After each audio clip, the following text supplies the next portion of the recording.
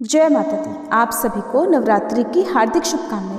माँ दुर्गा की कृपा आप सभी पर बनी रहे। आज हम नवरात्रि की पूजा की एक बहुत ही सरल और संपूर्ण विधि जानेंगे जिसे कोई भी भक्त अपने घर पर आसानी से कर सकते हैं। तो आइए शुरू करते हैं। वीडियो के लास्ट में आप ये भी जानेंगे कि नवरात्रि के दिनों में आपको किन किन सावधानियों का ध्यान रखना चाहिए, क्या क्या खाना चाहिए और क्या क्या नहीं खाना चाहिए। तो नवरात्रि के प्रथम दिन कलश की स्थापना की जाती है, चौकी लगाई जाती है जिस पर माँ दुर्गा की प्रतिमा या तस्वीर की स्थापना की जाती है और माँ शैलपुत्री की पूजा की जाती है। तो सबसे पहले प्रातःकाल स्नान आदि कर लें, स्वच्छ वस्त्र धारण करें, पूजा स्थान को अच्छी तरह से साफ करें, एक चौकी पर लाल रंग का या पीले रंग का वस्त्र बिछाएं, हाथ में जल लेकर संकल्प करें कि आप पूरे नियम और श्रद्धा से नवरात्रि का व्रत और पूजन करेंगे। यदि आपको केवल पूजा करनी है तो पूजन का ही संकल्प ले सकते हैं। फिर चौकी पर थोड़े से अक्षत या पुष्प का आसन देकर माता रानी की मूर्ति या तस्वीर को विराजित करें। फिर माता के दाहिने हाथ की ओर एक कलश स्थापित करें। कुछ लोग कलश और ज्वारे को एक साथ रखते हैं तो कुछ लोग अलग अलग, ये आपकी सुविधा पर निर्भर करता है। मिट्टी के पात्र में साफ मिट्टी भरें, उसमें थोड़ी रेत मिलाएं और उसमें ज्वारे बो दें। फिर कलश को शुद्ध जल से भरें, उसमें हल्दी, सुपारी, सिक्का, इलायची, लौंग और इत्र डालें। आम के 5 या 7 पत्तों को कलश के मुख पर रखें, उसके ऊपर लाल वस्त्र में लिपटा हुआ नारियल स्थापित करें। कलश पर स्वास्तिक बनाकर कंठ पर मौली बांधें और फिर माता का आह्वान करें। दीपक जलाकर सबसे पहले माता को साक्षी मानें, फिर स्वास्तिक बनाकर उसके ऊपर दीपक रखें जिसे चौकी पर ही आपको स्थापित करना है। बहुत से लोग अखंड दीप भी जलाते हैं, तो अखंड दीप भी आप आसन देकर ही रखें और अखंड दीप जलाने का भी आपको संकल्प पहले दिन ही लेना चाहिए। जो लोग पूरे 9 दिन तक अखंड दीप नहीं जला पाए वो केवल पहले और अंतिम दिन भी यानी 24-24 घंटे के लिए भी अखंड ज्योत जला सकते हैं। सबसे पहले विघ्नहर्ता भगवान गणेश जी की पूजा की जाती है।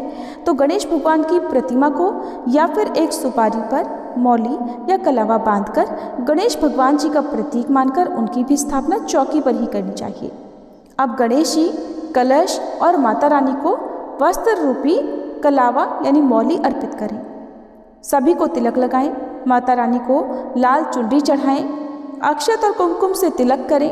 कलश और गणेश जी को भी तिलक लगाएं, अक्षत और पुष्प अर्पित करें। माता रानी को लाल रंग के पुष्प विशेष प्रिय होते हैं और आपको इनके अलावा जो भी पुष्प मिल जाए, केतकी के पुष्प को छोड़कर वो आप माता रानी को अर्पित कर सकते हैं। कलश और दीपक पर भी पुष्प और अक्षत अर्पित करें। अब माता रानी को श्रृंगार की विशेष सामग्री जैसे सिंदूर, चूड़ी, बिंदी, काजल, इत्र और मेहंदी आदि अर्पित करें। इसके बाद माता के मंत्रों का जाप करें। श्री दुर्गा सप्तशती, दुर्गा चालीसा पाठ या देवी स्तुति का पाठ करें। नवरात्रि व्रत की कथा सुने। प्रथम दिन माँ शैलपुत्री की कथा सुने। माता से प्रार्थना करें कि वे आपके द्वारा रखे गए उपवास या की गई पूजा पाठ को निर्विघ्न संपन्न कर आपको भरपूर आशीर्वाद दें। नवरात्रि के 9 दिन भक्त अपने घर में छोटा सा हवन करके फिर आरती करते हैं। तो हवन करने के लिए घी में भीगी हुई 2 लौंग लेकर हवन अग्नि में आहुति देनी चाहिए। हवन आप गाय के गोबर का उपला तोड़कर उसे हवन पात्र में या मिट्टी के बड़े दीपक में रखकर कर सकते हैं, जिसके ऊपर आपको कपूर रखकर थोड़ी हवन सामग्री डालकर प्रज्वलित करना है और उसी में आपको आहुति देनी है। इसके बाद बताशे और पान के पत्ते भी हवन में समर्पित करना चाहिए। सबसे अंत में कपूर जलाकर माता रानी की आरती उतारें। अगर आप अखंड ज्योत जला रहे हैं तो ध्यान रखिएगा, अखंड दीपक को बार बार हिलाना या हटाना नहीं चाहिए। आरती उतारने के लिए आप अलग से दिया जला सकते हैं। सबसे अंत में आप माता रानी को भोग लगाएं। भोग आप पान, सुपारी, इलायची, मिश्री, फल या दूध से बनी मिठाइयों का लगा सकते हैं। भोग लगाने के साथ ही जल से भरा हुआ लोटा रखें और मंदिर में कुछ दक्षिणा भी रखें। माता रानी को अर्पित भोग को पूरे दिन के लिए मंदिर में नहीं छोड़ना चाहिए। हवन आरती करने के बाद थोड़ी देर के बाद आपको जो भोग माता रानी को अर्पित किया है उसे मंदिर से हटा लेना चाहिए। इस प्रकार पूजा करने के बाद सूर्य देव को जल का अर्घ्य दें और प्रसाद को सभी भक्तों में बांटें। पूजा करने के बाद सबसे अंत में हाथ जोड़कर क्षमा याचना करना ना भूलें, ताकि अगर पूजा में या नवरात्रि के पहले दिन पूजा पाठ में किसी स्तोत्र के पाठ में, मंत्र जाप में कोई अशुद्धि हुई हो, कोई गलती हुई हो तो उसका दोष ना लगे।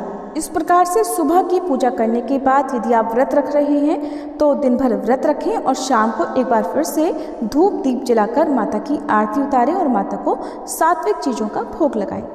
नवरात्रि के व्रत केवल शरीर की शुद्धि के लिए नहीं बल्कि मन और आत्मा की शुद्धि के लिए भी होते हैं, इसलिए व्रत के दौरान कुछ सावधानियों का पालन करना भी ज़रूरी होता है।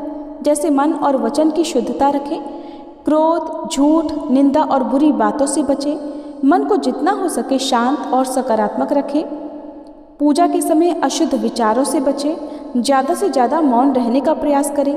दूसरा, सात्विक आहार इन दिनों ग्रहण करें। व्रत में सात्विक भोजन का या सात्विक फलाहार का ही सेवन करें। प्याज, लहसुन, बहुत ज़्यादा तला भुना या मिर्च मसालेदार भोजन न खाएं। नशा, शराब, तंबाकू, गुटखा और मांसाहार से दूर रहें। नवरात्रि के दिनों में साफ सफाई का बहुत ध्यान रखें।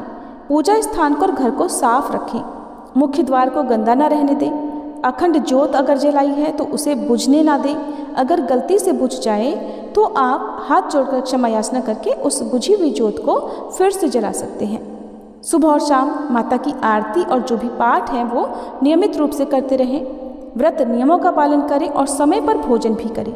नवरात्रि में क्या खाना चाहिए तो फल और दूध का सेवन आप कर सकते हैं।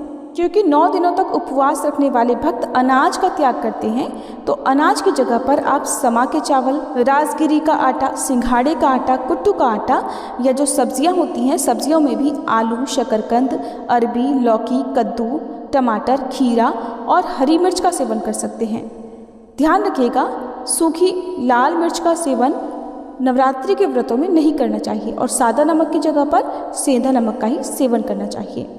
जितने भी सूखे मेवे होते हैं या मेवों से बनी हुई घर की मिठाइयाँ होती हैं वो आप सेवन कर सकते हैं। मीठे पदार्थों में गुड़, शहद, मिश्री और खांड का सेवन कर सकते हैं। साबूदाना खीर, मखाना खीर या राजगिरी का हलवा, लौकी की खीर आदि खा सकते हैं।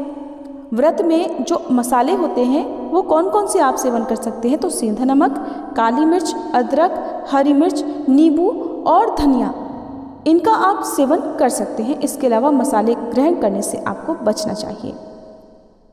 व्रत रखने वाले भक्तों को चाय और कॉफ़ी बहुत ज़्यादा मात्रा में नहीं पीनी चाहिए। कोल्ड ड्रिंक या पैकेट जूस से बचना चाहिए और व्रत में दिन भर ऊर्जावान बने रहने के लिए सुबह खाली पेट नारियल पानी या नींबू पानी पिएं। अगर जिन्हें नींबू से एलर्जी हो तो वो नींबू पानी की जगह सादा गुनगुना पानी या सादा नॉर्मल पानी भी पी सकते हैं। दोपहर के समय हल्का फुल्का सात्विक फलाहार करें, ज़्यादा तला भुना ना खाएं। दिन में 2-3 बार फल, जूस या ड्राई फ्रूट्स लें। ध्यान रखें, व्रत के दौरान ज़्यादा पानी पीना मत भूलिएगा। रात में भी हल्का फलाहार करें जिससे पाचन तंत्र ठीक रहे। यदि आपको अन्न ग्रहण करना है, क्योंकि कुछ भक्त जो शारीरिक कमजोरी के कारण एक समय अन्न भी ग्रहण करते हैं और व्रत भी रखते हैं तो उन्हें भी रात के भोजन को बिल्कुल हल्का रखना चाहिए। ज़्यादा तला भुना या गरिष्ठ भोजन करने से बचना चाहिए। अगर आप इन सावधानियों का और नियमों का पालन नवरात्रि के दिनों में करेंगे तो नवरात्रि व्रत पूरी तरह से फलदायी होंगे और माता रानी की कृपा भी प्राप्त होगी। ये थी आज की वीडियो। आशा करती हूँ आपको पसंद आई होगी। वीडियो अच्छी लगी हो तो वीडियो को लाइक करके नवरात्रि के 9 दिनों तक आप हमारे चैनल पर कथा भी सुन सकते हैं।